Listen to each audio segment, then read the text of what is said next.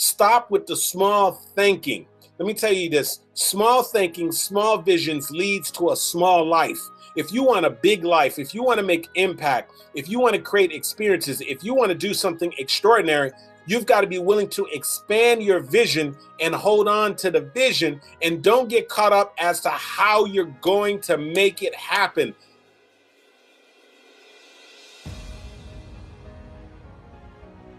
Expanding your vision.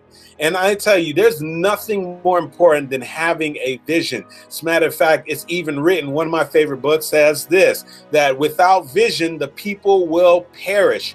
And so it's important that when you're talking about going after your goals and your dreams, and if you're trying to live an extraordinary life, it's important that you have a vision, something big, something that maybe even perhaps intimidates you, that you are pursuing, that you're going after. As a matter of fact, I would go as far as saying that your life is most likely a reflection of the size of your vision.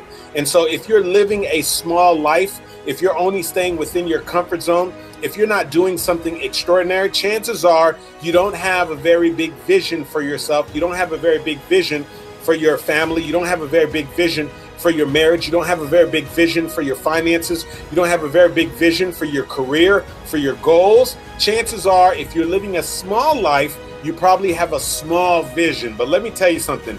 If right now you are making things happen, if right now you are stepping outside of your comfort zone, if right now you are literally knocking down barriers, if right now you literally, if somebody looks at your life and says, wow, look at where they were and look at where you are right now, and you continue to grow, chances are you have a big vision. And so regardless of where you are on this sort of pendulum that I just shared with you, I want to challenge you right now, this moment, if you have a small vision, to number one, to expand that vision. And if you consider yourself to have a fairly big vision, I want to challenge you to make that vision even bigger. I want to challenge you to expand that vision beyond belief. And what inspired this message is, I had an opportunity to go and visit one of my friends, and I would happen to be at her beautiful home, and we were sitting there, and this was some time back, but I was in her home and I was just looking at how amazing her home was. Literally several stories, sitting on the water. Every single floor in the home had a view of the water. Beautiful gourmet kitchen, beautiful finishes in the home, sitting on a beautiful lot overlooking this amazing, amazing body of water. And I was telling her, I was saying, man, your home is so beautiful and this is so amazing. And let me just tell you, this is amazing what you've been able to accomplish. And your home is absolutely breathtaking, spectacular. And she said, Andy, well, listen, let me tell you something. She says, you won't even believe how I made the leap from going from where I was to being here in this home. And she says, I want you to look with me for a moment. She says, you see this water that we're overlooking right now?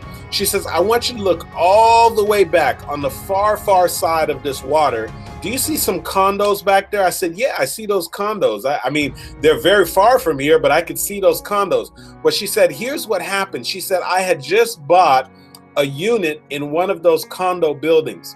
And she says, I had just bought this really nice condo. It's about 3 bedrooms, 2 bath, a really nice condo, really nice building. They have a swimming pool. They have a gym, a really secure area. And of course, it was overlooking the water. And she says, I remember one particular day I got this condo, and my husband and I, we're feeling really accomplished. We're thinking, wow, we finally got our condo on the water.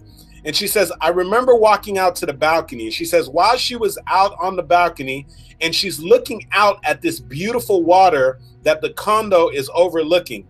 And as she's sitting and looking over this amazing, amazing view of the water, she's seeing people who are passing by her condo who are in their boats. And she's seeing these beautiful, amazing boats that are out there on the water. And here she was thinking to herself, you know what? She just finished accomplishing something really, really significant by getting this amazing condo sitting over the water. And as she's relaxing and overlooking at the view, and she's seeing people who are on these boats, and she's thinking to herself, well, where in the world do these people who are on these boats live? Because clearly they're not living in this condo, because we don't have boat docks in these condos. And she says, in addition to that, she said that her and her husband, that they would go out to eat very close to their condo. And she says that she remembers as she was sitting at some of the restaurants, as they were eating their meal, they drove to the restaurant. And she said that she would watch people pull up on their boats to the restaurant that they were eating. And she said that, you know what, Andy, something started to stir inside of me. And so here I am, getting to the condo. I had to expand my vision. But she said that here I am now looking from this elevated view of my condo, looking out at this water. And she said, all of a sudden now I was being nudged to expand my vision. You see, I never in a million years thought that I would want to purchase and own a boat. But seeing these other families out there on the water, relaxing on the weekends and pulling up to the restaurant in their boat, stirred something inside of me where I was saying, well, wait a second, if they can have a boat, why can't I have a boat? And then I said, well, wait a second, you know what?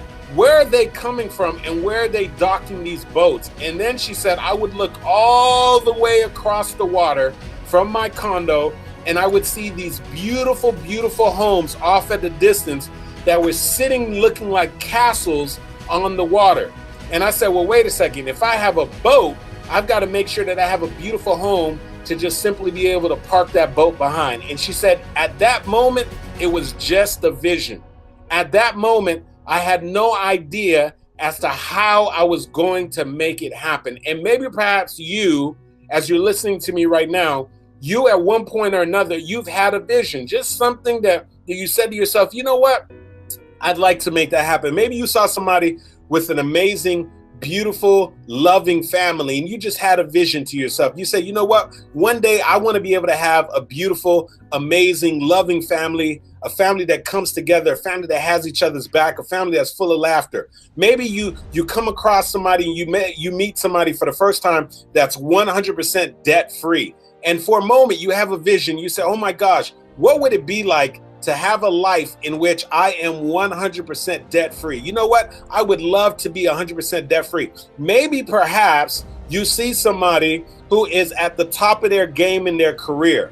And you say, you know what? I would love to pivot. I'd like to position myself to continue to grow in my career. I want to have a career that gets me fired up. I want to have a career that I'm passionate about. I want to have a career that pays me what I know that I'm worth. Or maybe perhaps you thought about writing the book or you thought about starting the business.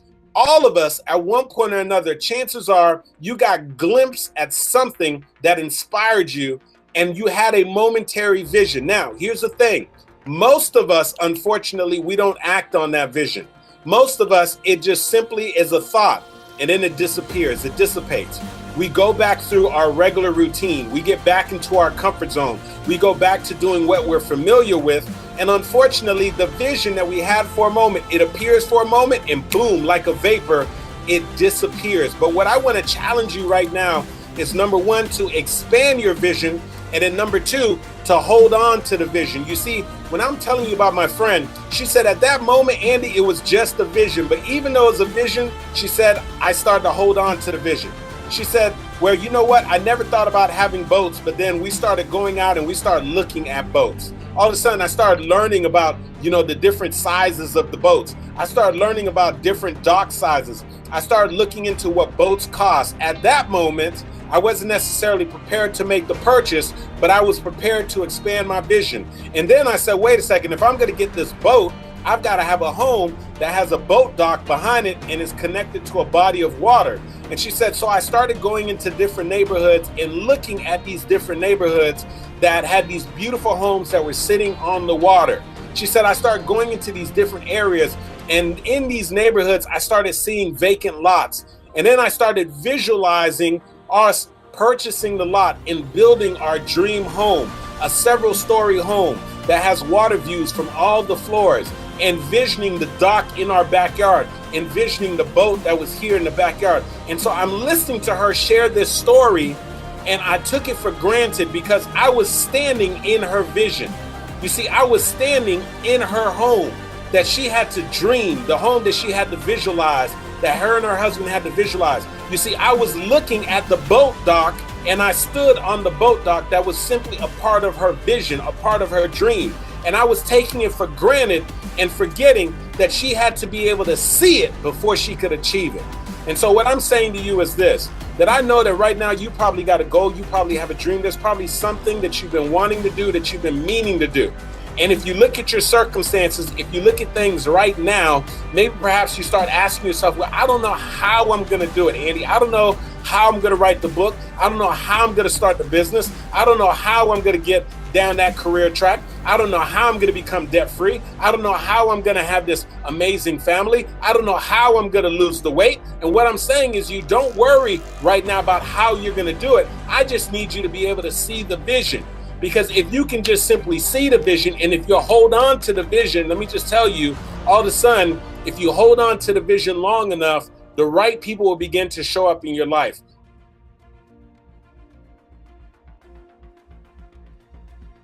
All of a sudden, what happens is you will begin to take steps and actions that are going to move you towards your vision.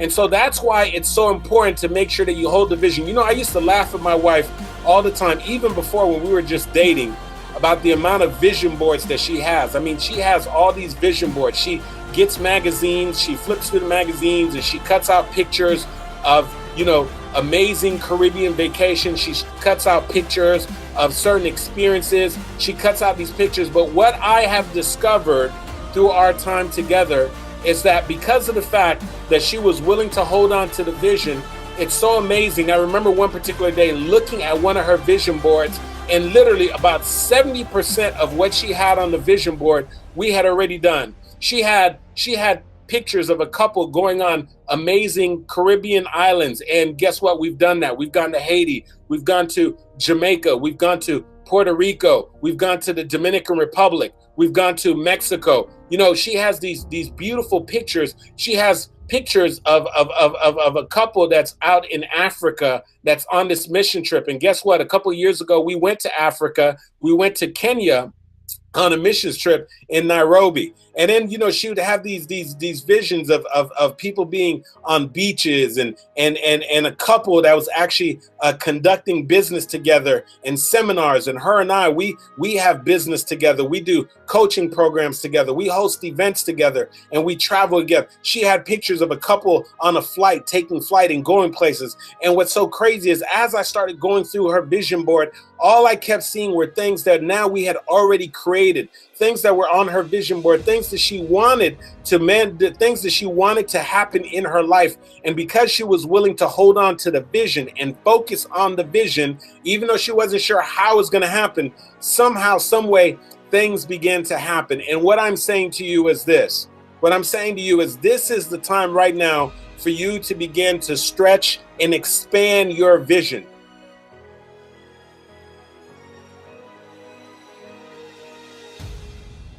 Stop with the small thinking.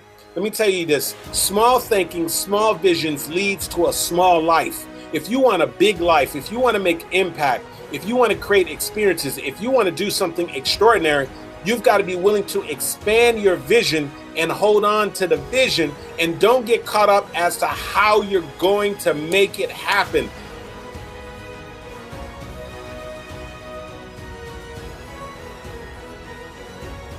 How, as my mentor Les Brown said many a times before, how is none of your business. Don't worry about the how. As a matter of fact, Dexter Yeager said that if the dream is big enough, then the odds don't matter. Trust me, you will eventually figure it out. The right people will show up, and things will begin to move and orchestrate themselves in your favor. You know, I think about, you know, my mom, who, when she came to United States of America, from Haiti, the poorest country in the Western Hemisphere, my mom literally came to the U.S. with literally less than $150 in her pocket. But ever since the time that she came here to this country, even though she didn't speak the language, even though she had minimal resources, she always wanted to become this entrepreneur. She always wanted to be able to own her own business. And let me just tell you, it was a long journey before that would ever happen. My mom started off just literally making up beds in the hotel rooms as a maid in one of the hotels down in Miami, Florida. And literally for decades, you hear me, not for 1 year, not for 5 years, for decades, my mom would have to work and build herself and go through and learn how to expand her vision and hold the vision before it would be literally 20 something years after being in this country that she would finally realize a part of her dream of becoming an entrepreneur, when she would finally open up this Haitian restaurant. And as some of you have heard the story before, when she decided to open up the Haitian restaurant, eventually the property would go to foreclosure. And here's what the insane thing is. My mom had enough vision to show up to the foreclosure sale. And literally in that moment when she wasn't showing up to the sale to purchase the property, my mom ends up deciding to bid on this property that she was the tenant in, that she was renting. And she showed up just to see if she could convince whoever's going to get the property if she could stay. And my mom had enough vision, enough courage to decide to actually bid on the property, not knowing where the resources were coming from, not knowing how things were going to work out. And guess what? My mom ended up winning the bid. And here's the most beautiful thing about it. I want you to put this into perspective. We're talking about a woman who came from the poorest country in the Western Hemisphere. The woman who had less than $150 to her name. 22 something years of being in the United States, working odd jobs, putting in work until she finally opens up a Haitian restaurant. That dream of hers is about to get snatched from her hands because the landlord didn't pay their mortgage and the property is going to foreclosure. My mom still had enough vision and willpower to show up to this foreclosure sale, bids on the property, wins the property, and years after that, my mom would get offered over $1 million for that property and turn down the offer of $1 million. I want you to think about this. You come from the poorest country in the Western Hemisphere with less than $150 to your name, and you end up later on in life turning down an offer for over $1 million because you no longer need it. And because you had a big enough vision to be able to manifest that in your life. And so when I look at people like my mom, what I realize is, what was the magic formula? The magic formula is that she had vision, that she didn't just focus on where she was coming from. You see, too many of us, we cut ourselves short because we focus on the circumstances or we focus on our past. You know, my mom could be focused on her past and just say, well, wait a second, I come from the poorest country. You know, I didn't have resources. You know, that her and my grandma, they used to sleep on ripped up pieces of cloth. You know, they slept pretty much almost outdoors in a little foyer type area. And so she could have let her past circumstances define her. She could have let the fact that she came to this country with less than $150 to her name to define her. But no, she had vision. And when you have vision, you have the capacity to see beyond your circumstances. You don't just see yourself as you currently are. You don't see yourself based off of your past, but you base it off of something that you're looking to accomplish, something that you're looking to make happen. And so if you're a note taker, I want you to do this right now. I want you to write down the word vision. Write the word vision down, but I want you to write it down vertically on a sheet of paper. I want you to look at it as if it's a mnemonic right now. And I want to go ahead and give you just a couple of things that is important. Some of the reasons why it's important to have vision, and some of the reasons why also what vision does for you. So write down the word vision right now. Write it down on a sheet of paper. And so the first thing is that I want you to realize with the V in vision, the first thing is vision requires you to change your view. That's what V stands for, the view. You see, too many of us, we're going through life with a very low view. And so we've got to learn to elevate our view, to see things from a different perspective. You know, Wayne Dyer, who is no longer with us, he said, when you change the way you look at things, the things you look at change. And when I talk about my friend, remember, she was in that condo and she was looking out at that water. And then she looked at those boats and she looked across the water and saw those homes. And even though she's standing in this condo that she could have been content with, she decided to change her view. She decided to change her perspective. And so too many of us, unfortunately, we have a small perspective, or we allow our circumstances, we allow the things around us to dictate what our view is, to dictate what our perspective is. But what I'm saying to you is you've got to elevate your view. You see, when you see things from a different perspective, it causes you to start to think differently. it causes you to start dreaming differently, and it causes you to start requiring more out of yourself. And so the reason why we want to have a big vision is because vision allows us to elevate our view, to see things from an entirely different perspective. You see, chickens, they're on the ground. And so when they're walking around, they're looking at things from the ground level. But an eagle is soaring way high in the air. And so there's a big disparity between a chicken and an eagle, and a major disparity between the two is their view, it's their perspective. And so what I'm asking you to do is to come out from the perspective of those who are chickens, come out from the perspective of those who are looking at the ground level. As a matter of fact, when I see people who walk, and when they walk, they're just staring at the ground, I say, you got to pick your chin up. What are you looking at? Why is your head facing down? You've got to elevate yourself. You've got to change your view so you can see things from a different perspective. So one of the reasons why you need to have a vision is so that you can see things from a different view. Now, here's the other thing that I need you to realize when it comes to having a vision. The I is, the beautiful thing about having a vision inspires you. You see, the beautiful thing is, when I tell you about my friend, is when she had that vision, it inspired her to work harder and to think outside the box so she can take herself from being in that condo to being in that beautiful home, from only having a car to also having a car and a boat. Now, here's what I need you to realize. We're talking about beyond just monetary stuff. I'm sharing that story with you as an example, but a vision can inspire you to do other things, not just about making money, but having a vision can inspire you to lose weight. It can inspire you to write the book. It can inspire you to do something meaningful and impactful. It can inspire you to start the nonprofit. But the key is to have a vision, because the vision will inspire you to move forward. The vision will inspire you to continue to draw and pull more out of yourself than what you're already doing.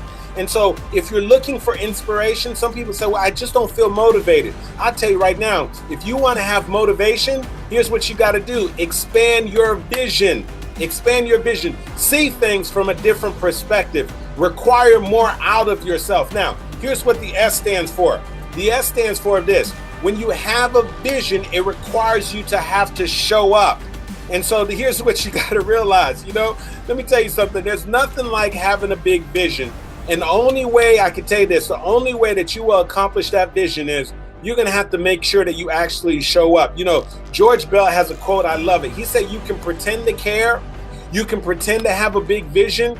You can pretend to say that you want to write the book. You can pretend to say that you want to start the business. You can pretend to say that you want to take your career to the next level. You can pretend to say that you want to lose the weight. But in order to make all of these things that are part of your vision become a reality, you have to show up. Woody Allen said that 80% of success is simply showing up. And I tell you over and over again, if you don't show up for your lives, ladies and gentlemen, nobody else will. And so it's going to require you, when you have a big vision, it's going to also require that you show up in a big way. And so if you're talking about writing the book, it's going to require that you show up and start writing. If you're talking about starting a business, it's going to require that you show up and start doing the things that are required to put you in business. If you're talking about pivoting and getting to the next level in your career, it's going to require that you show up at whatever level you are right now and outwork the people around you. And so let me just tell you something. When you have a vision, it puts a mandate in your life for you to make sure that you're actually showing up. And so it's important for you that when you have a vision, that you understand that one of the requirements to fulfill the vision is that you're going to have to show up. Now, here's the other thing is, when it comes to your vision, there's the other eye, and the other eye needs to, here's what I need you to do. Here's what I need you to understand, that visions don't just happen by circumstance. And so the I means that you need to inspect what you expect. And let me explain that to you. You see, it's one thing to have a big vision, but if you don't start monitoring, if you don't start working towards that vision, then all that turns into is what we call a daydream. It's just a dream. It's just something that you're thinking about doing. And so what I'm saying to you is, once you have the vision, you want to hold on to the vision and keep it in eyesight, and then start asking yourself on a daily basis, what is it that I can do on a daily basis that's going to move me in the direction of my vision? Now, it may just be a teeny step like making a phone call. It may just be a teeny step like writing a couple words per day. It may just mean a teeny step like waking up and going for a walk for 30 minutes. It may just mean a teeny step like paying an extra $100 on your credit card debt. But whatever it is, you've got to be willing to inspect what you expect. In other words, you need to monitor your progress so that you can ensure that you're moving towards your vision as opposed to walking away from your vision. And so having a vision is going to require some level of accountability. It's going to require that you inspect what you expect. Now, here's what the O in the vision stands for. Listen, having a vision is going to require a level of optimism.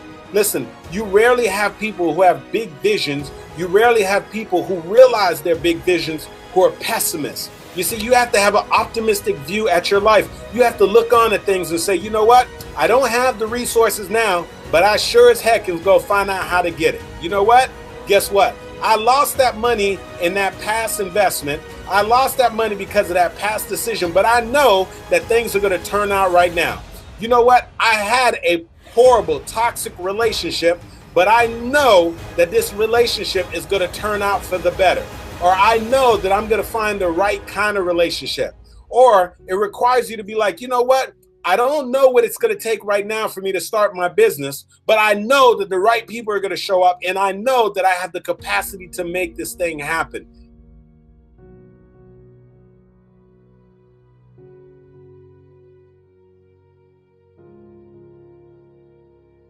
And so attitude is absolutely everything.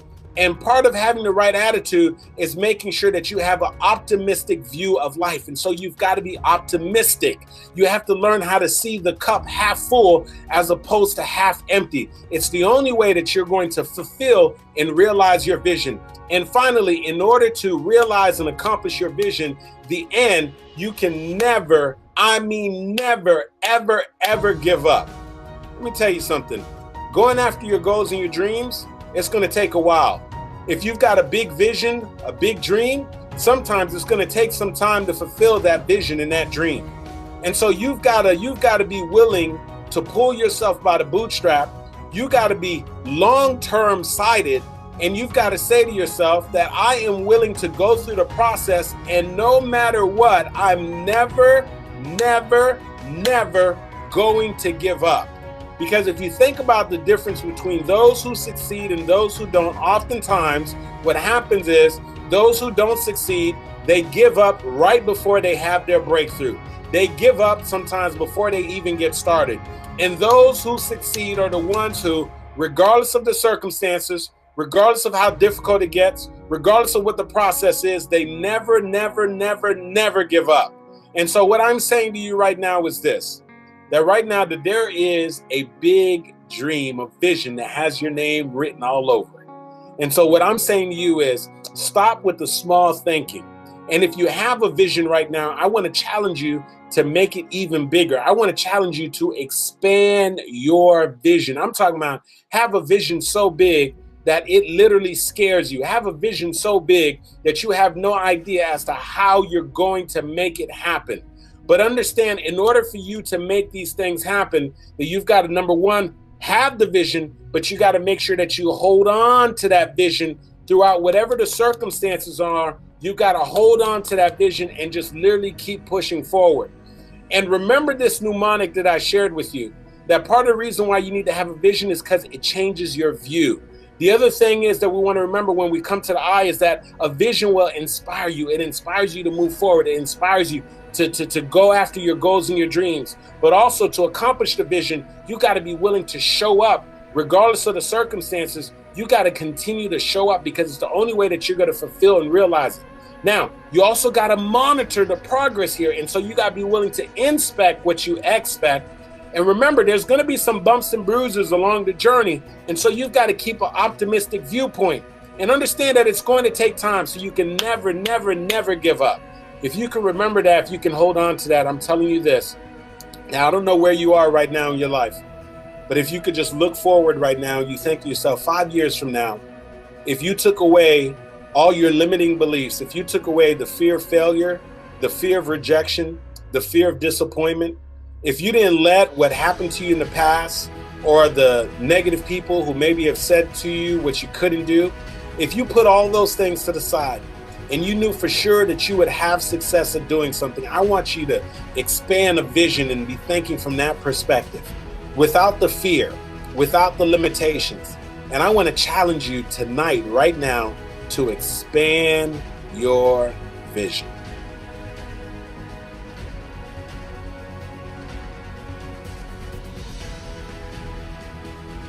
Here's a common trait that I find with most people who are successful, most people who are able to create the kind of life that they want, most people who aren't really just sitting on the sidelines and making excuses and observing other people play it big in their lives. The one thing that they all have in common is that they take full ownership of their lives. They take full ownership of whatever is taking place in their life. And if you really contrast that, one of the things that I notice about people who unfortunately are not fulfilled in life, people who unfortunately are not realizing their goals and their dreams, people who unfortunately are not winning at life, but rather are losing, the one characteristic about them is they find a way to sort of pass on their ownership to somebody else. And so they blame it on the circumstances. They blame it on the economy. They blame it on something that happened to them years ago. They blame it on the fact that somebody doesn't really care about them or somebody's trying to keep them down. And so there's a clear distinction. Successful people take full ownership and responsibility for their circumstances, for the life that they're looking to create, for the good, the bad, and the ugly. And people who tend to be unsuccessful have this pattern of really trying to find a way to sort of pass things on and push them off to somebody else. And so what I'm going to challenge you to do tonight is really for you to own it. I want you to write that down. I want you to own it. And you say, well, own what, Andy? I want you to own your circumstances. I want you to own whatever's taking place in your life. So if you've got $1 million in your bank account, I want you to own that. But listen, if you are literally living paycheck to paycheck, I want you to own that as well. If you're having a very successful, happy marriage, own that entirely. And guess what? If your marriage is struggling and you're not happy and fulfilled in your marriage, I want you to own that. If you are in phenomenal shape right now, you're doing amazing, you're in the best shape of your life, I want you to own that. But guess what? If you know that you have been struggling with your health and struggling with your weight, I want you to own it. Whether it's good or whether it's bad, whether it's awesome or whether it is an absolute challenge, I want you to take ownership of it. And you might be saying, well, why is it so important that you take ownership? Well, the reason why it's so important for you to take ownership is because oftentimes we cannot really be able to create a shift and a change in our life if we don't first take ownership of it. In other words, you cannot change something that you do not own. And so the people who are constantly buying into the dialogue and really just putting out their circumstances or the excuses, what they're doing is their storyline that they're building in their mind is really putting them in this disempowered position. In other words, they're putting themselves in a position of just simply being a victim. You see, because once you start saying, well, it's because of the economy, once you start saying it's because of, this person is president or potentially could be president, or it's because this party dominates over this party, or once you start saying it's because my boss doesn't like me, it's because of what happened to me about 5 years ago, it's because of my mom, it's because of my dad, it's because of my siblings, it's because nobody really wants to help me out. You see, once you start blaming it on the circumstances and you start pointing the finger at other people, then what you've done is you've relinquished your power. In other words, you've given away your power. And so what you're saying is that you no longer have any control. You don't have control over your finances. You don't have control over your weight. You don't have control over your marriage. You don't have control over your goals and your dreams. And you're just sort of coasting through life. And your life is a representation of the circumstances, the happenstance, and the things that are happening around you. But the differentiation and the thing that really differentiates those who go through life with that type of a mindset and those who are extremely successful, those who are successful say, hey, you know what? Some things are going to happen to me in life. Some things are going to be good. Some things are going to be bad. But regardless of what takes place, I'm going to take full ownership of it. And once I take ownership of it, what it means is that I then have the power to create a shift. I create a change once I actually own it. And so I want to share with you, one of my own personal stories. And this was a difficult lesson for me to really embrace myself. And we're going to sort of go back. And so there's one particular point that I decided to co-sign on a student loan for someone. And so I was blessed and fortunate enough when I graduated from Florida State University. I basically graduated with just basically minimal student loan debt, if any student loan debt whatsoever, because I had scholarships and so forth. And I think one time I did go get like an emergency loan, but we're talking about for a very, very small amount, less than $5,000. So I was really blessed and fortunate to graduate from college with practically no student loan debt.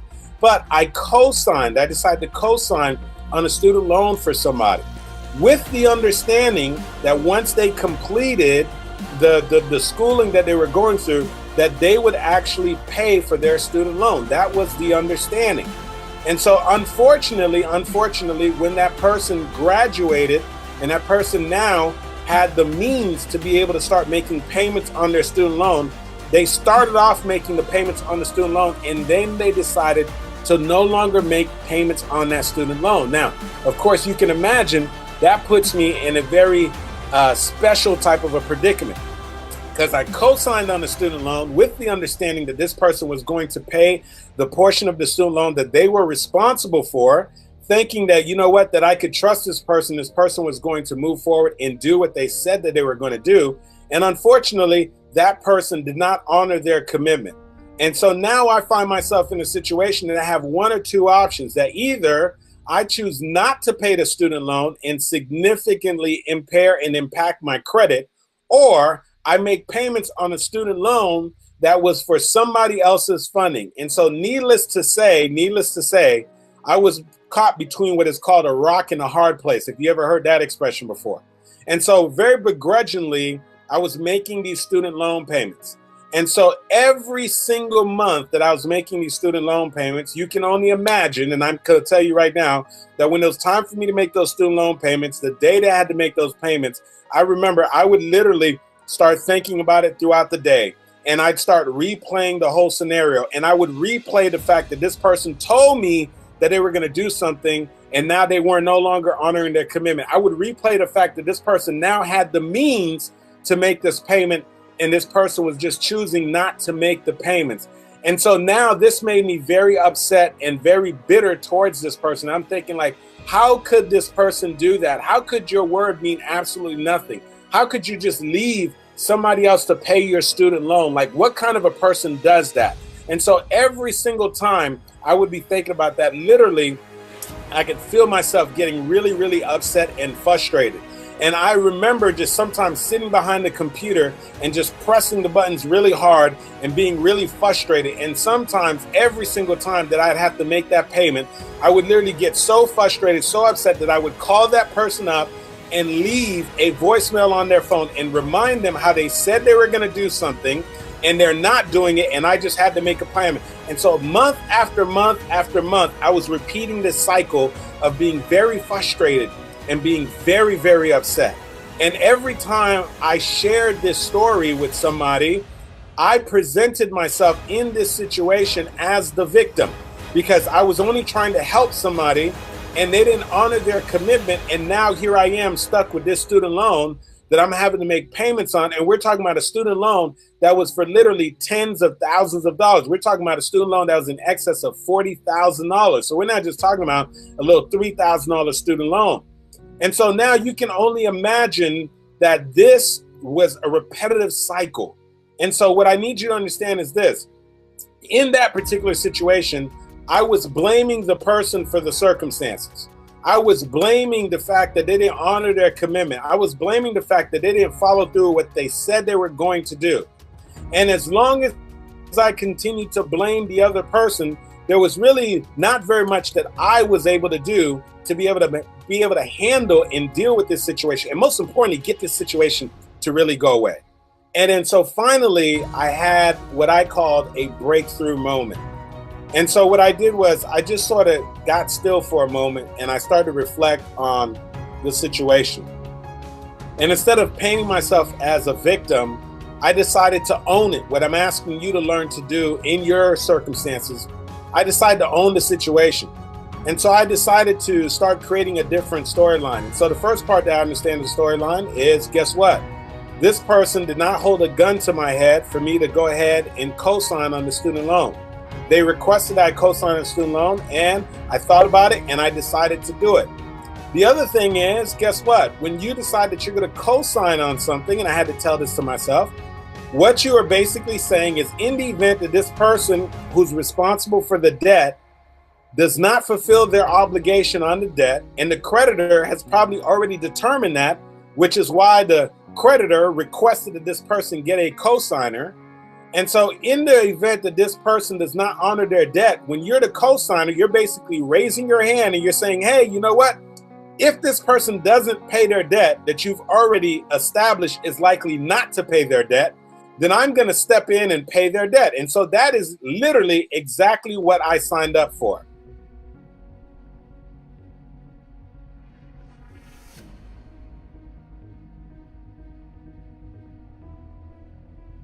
And so what I decided to do was stop focusing on what the person did and realize that I made a very poor decision in deciding to co-sign on this student loan for this person.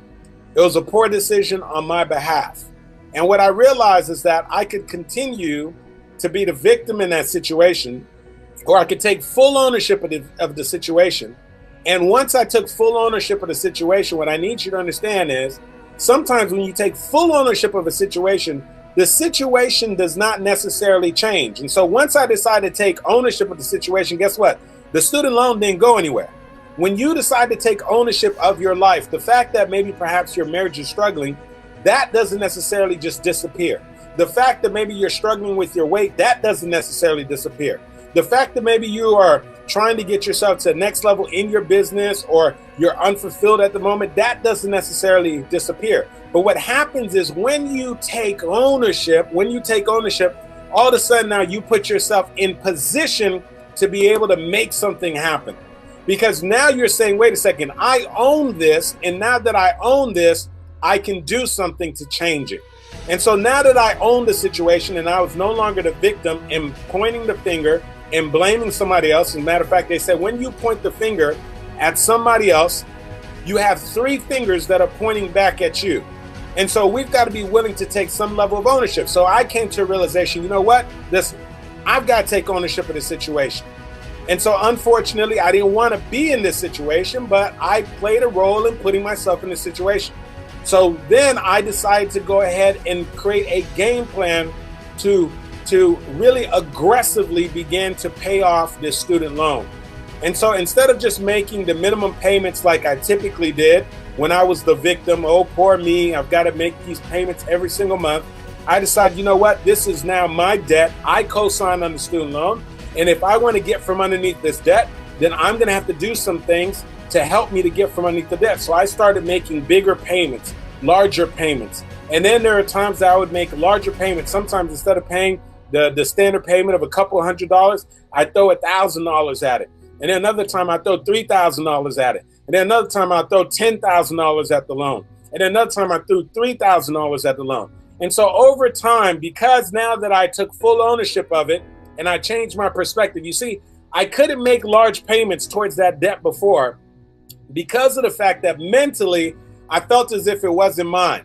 And so every time I wanted to write a big check, every time I wanted to make a large payment, I was like, I'm not writing a big payment. That's not even my loan. That's that person's loan. How am I going to have to make the payments? But once I took ownership of it, I said, wait a second, this is your loan. It's on your credit.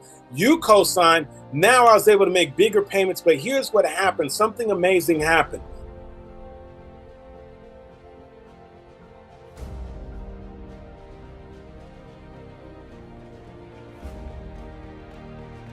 Number one, my level of stress began to change.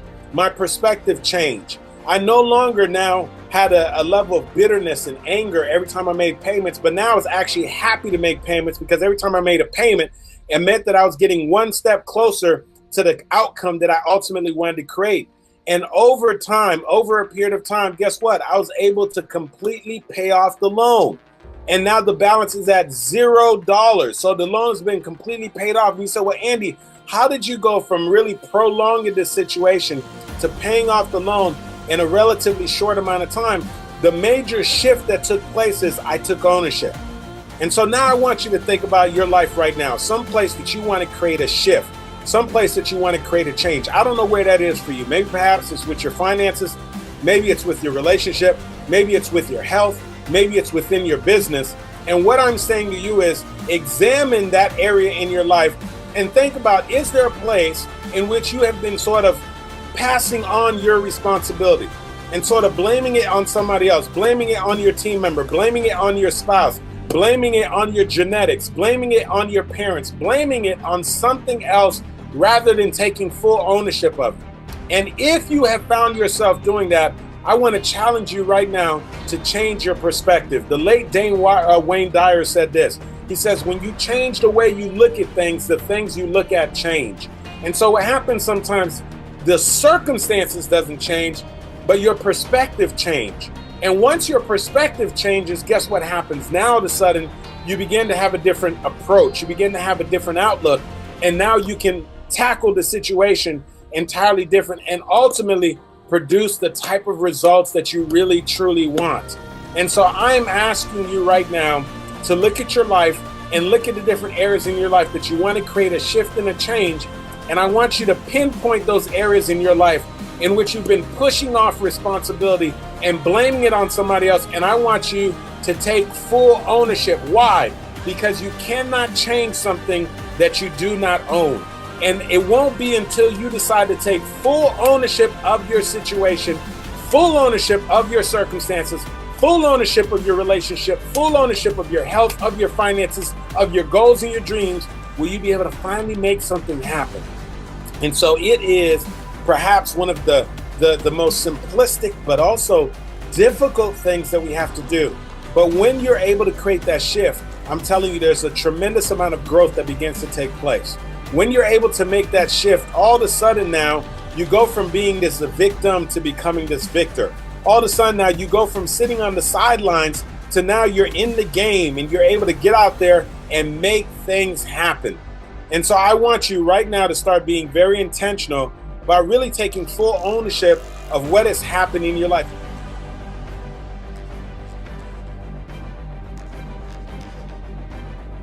I just had a wedding that I attended this past weekend, and I have one of my very good friends who was at the wedding. And so I was checking in on her because she's in the process right now, this moment, of about to launching her new book. And we were having a discussion, and I said, well, how are things going with the book? And she gave me this dreadful face, like, I was like, what happened? She's like, you're not going to believe this. I'm like, what? What happened? She's like, you are not going to believe this. I was like, what happened? She is like, listen, my computer completely crashed and I lost my entire manuscript for my book. And so I looked at her and I'm like, you're kidding, right? You have a backup someplace, right? Like a partial backup on another computer, on a jump drive. You emailed somebody the manuscript, and so you definitely have a backup, right? She goes, no, I've got no backup. I've got to start all over again. And so I am just feeling like I'm just blown away because I know the amount of work that I had to do to be able to actually get my book completed and published, Show Up for Your Life, 7 Principles to Living an Extraordinary Life. And I know that especially towards the end, that moment sometimes feels the hardest to be able to cross the finish line.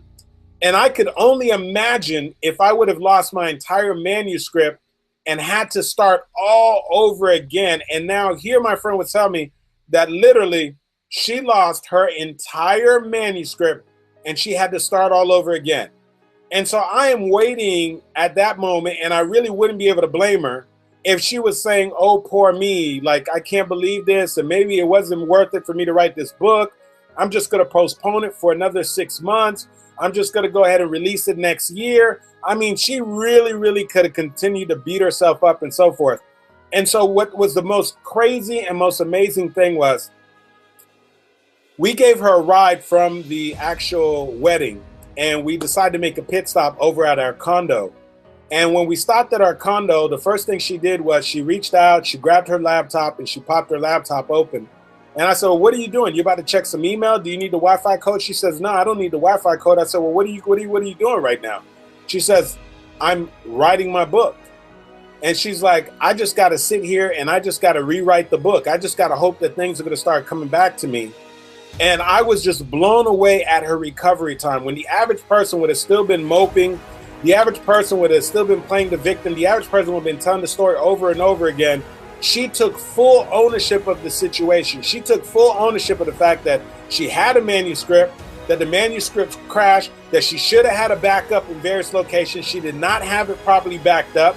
And so she took full ownership of it. And now that she took ownership of it, she says, hey, listen, the only logical thing is I just need to start writing again so I can get this book done. And if somebody from the outside would say, oh my goodness, that is absolutely insane. How does somebody recover so fast? And I'm going to tell you how you recover so fast. You only recover fast like that when you decide to stop putting the blame elsewhere and stop blaming the circumstances and somebody else, and you decide to take full ownership of the situation and say, wait a second here, something has taken place. I'm not happy about this situation, but I've got to take full ownership of this situation and I've got to turn this thing around.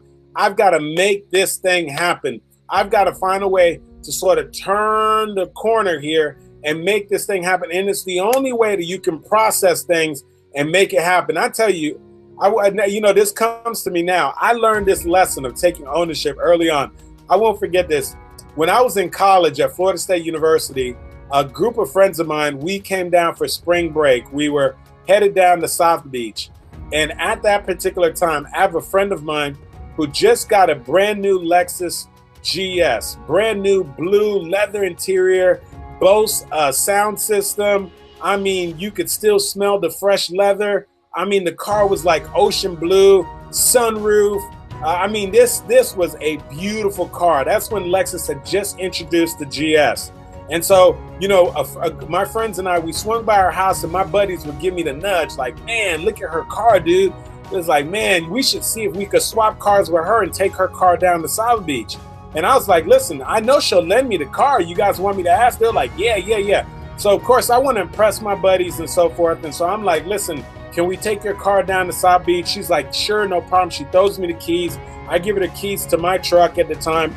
And so we drive down to South Beach. We've got the window down. We've got the sunroof back. We've got the music blasting. We're on the highway. We get down to the beach. We're cruising back and forth on Ocean Drive. And but during spring break, it's extremely congested down there. And so there comes one particular point where we get into a tight parking spot around all these cars in this parking lot. And I need to sort of maneuver out of the parking spot. And one of my buddies who's sitting in the back seat is closest to the car that I'm trying to maneuver by in the parking lot. And so I asked him to get out of the car so he could just sort of make sure that we don't scrape the car. And he says, listen, I don't have to get out. I'm just going to stick my head out. And he says, listen, I'll look here. And he says, I'll tell you whether or not you have it. And so I said, okay. And I started driving really slow. I'm like, I got it. He's like, you got it. I said, are you sure? Can I make this turn? He says, listen, man, you got it. I said, you sure you're looking? He says, you got it. And what do you guess? Go and behold, I move up a little bit. I hear, I'm like, what was that? He was like, oh man, I thought you had it. I said, are you kidding me right now? So sure enough, I pull up, I park the car, I get out, and here I am in my friend's brand new Lexus. I get out, I open the door, and sure enough, there's a scratch at the bottom of her car. And I am just like, this is not happening right now. But the scratch was actually small enough that I could probably give her back the vehicle and she probably wouldn't even know that the scratch happened when I was driving the car. And so, but at the same time, there's a part of me who realized, you know what, that there's something innately wrong with that. And so there's a part of me that's saying, you know what, I've got to take full ownership of this situation. And so I remember that drive back to going to talk to her. So it was almost like that, the cartoons where I got the devil on this shoulder and an angel on this shoulder. And so the devil's telling me, you don't have to say anything. Just give her back the keys. She won't know. And the angel's like, no, you know what? This happened while you were driving the car. You got to take full ownership and so forth. And so finally, when I got to her, I just knew it was the right thing to do. And I said, hey, listen, I want to walk you outside. First of all, I thank you for letting me borrow your car. Nothing big, but I do want to show you there's a little scratch right there. I'm going to go ahead and take it to the Lexus dealership, and I'll go ahead and get the scratch repaired. Now, lo and behold, I had no idea that Lexus was going to charge me that amount of money for me to go ahead and repair this little teeny scratch. And so it ended up being a very expensive lesson for somebody who is still in college. But what it taught me is that ultimately, regardless of what the circumstances are, good or bad, that we have to take full ownership of a situation. And when you learn to exercise that muscle of taking full ownership of a situation, you begin to recover so much quicker from setbacks and things that happen in your life. And you begin to have a higher image of who you are. And so you don't go through life being a victim, but you go through life understanding that, you know what, some things are going to happen, but if they do, I'm going to man up, or I'm going to woman up, and I'm going to take full ownership and full responsibility, and I'm going to do whatever is in my personal power to turn the situation around.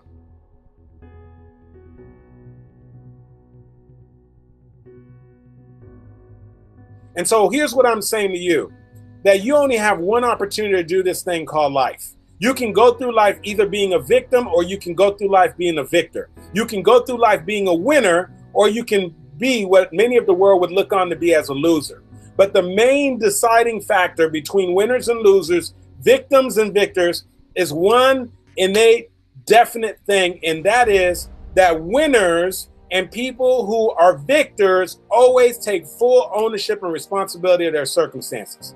And so I don't know what it is that you're dealing with at this moment, in your finances, in your relationship, in your health, or whatever you're dealing with at the moment. What I'm saying to you is, I want you to take full ownership of the situation. Why? Because until you actually own it, you cannot change it.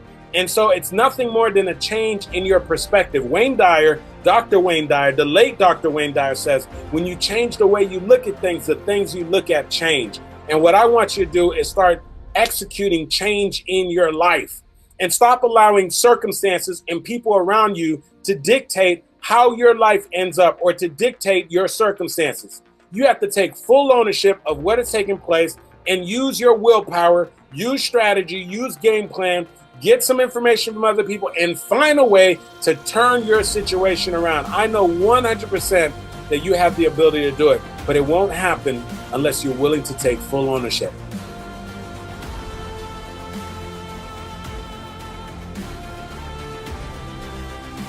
And that's why I just want to remind you that whatever is going on right now in your life, whatever it is that you're hoping to make change, I want you to own it. I want you to own it. And I want you to own it.